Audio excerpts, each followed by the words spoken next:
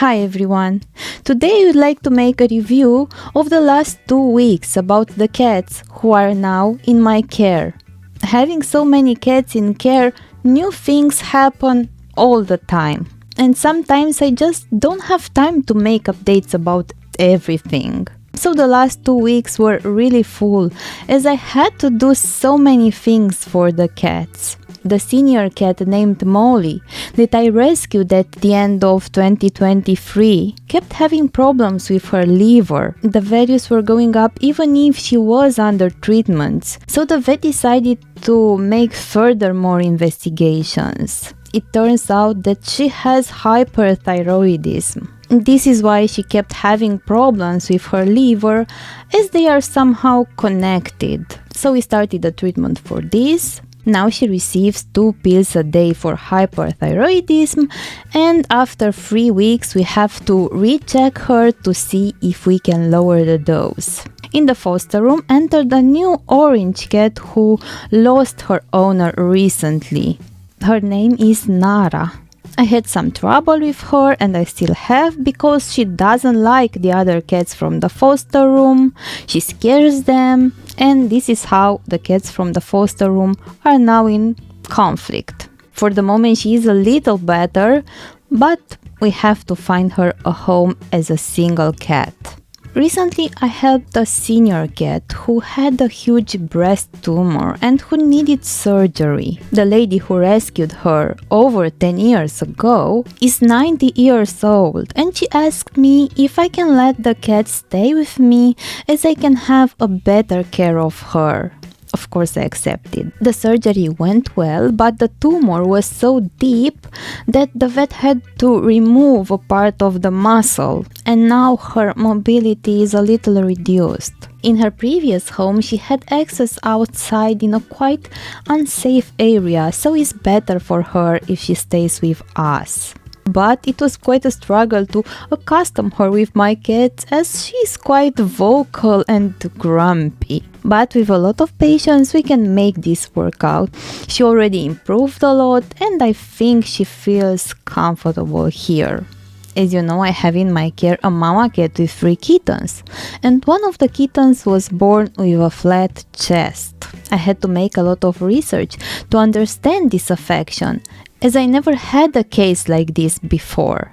But I was lucky to receive advice from some wonderful people who already have experience with this, and now I know what I have to do. I made him for the start a corset from a toilet paper tube. Of course, with the support of our vet, he received a treatment to improve his breathing, as he had some problems with his breathing. Then I found out that on the market I can find professional corsets, so of course I ordered some for him. I will have them at the beginning of May, but till then he needs to wear a corset. The tube from the toilet paper roll is now too small, so I made a corset from the bottle of some medicines. Anyway, the kitten is better, his chest is not so flat anymore, so he is definitely improving. The other 2 kittens are fine and healthy. I will have to keep them for about 3 more weeks in quarantine. In this time they will get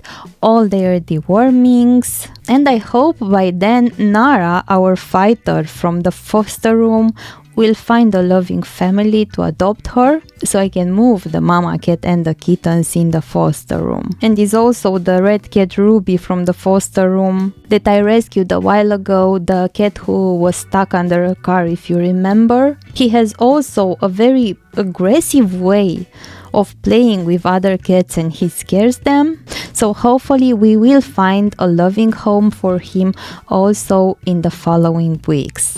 I still have with me another senior cat, Sasha, who unfortunately lost his owner, who had mental problems. The cat that I took from that apartment full of garbage, if you remember his story. Sasha was a big challenge for me also, even though he allowed me to take him so easy from that apartment. As soon as we arrived here, he became super aggressive with me, and I had to be very careful.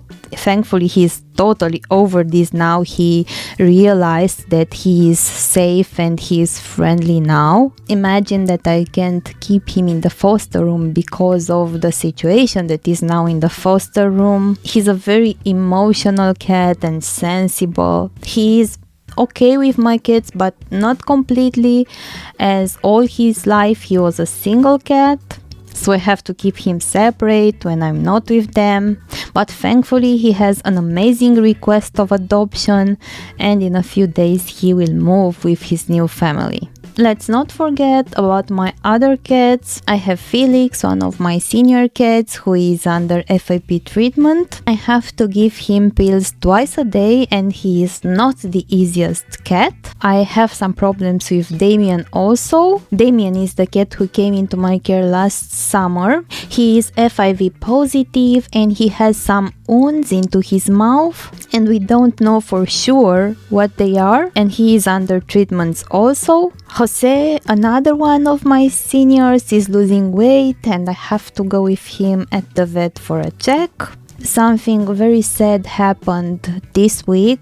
If you remember the senior dog that I rescued at the beginning of the year, she had kidney failure, but she was so old that her body couldn't fight with the disease anymore and she passed away. This is heartbreaking, but I think that the last period that she spent with us here, she was really happy.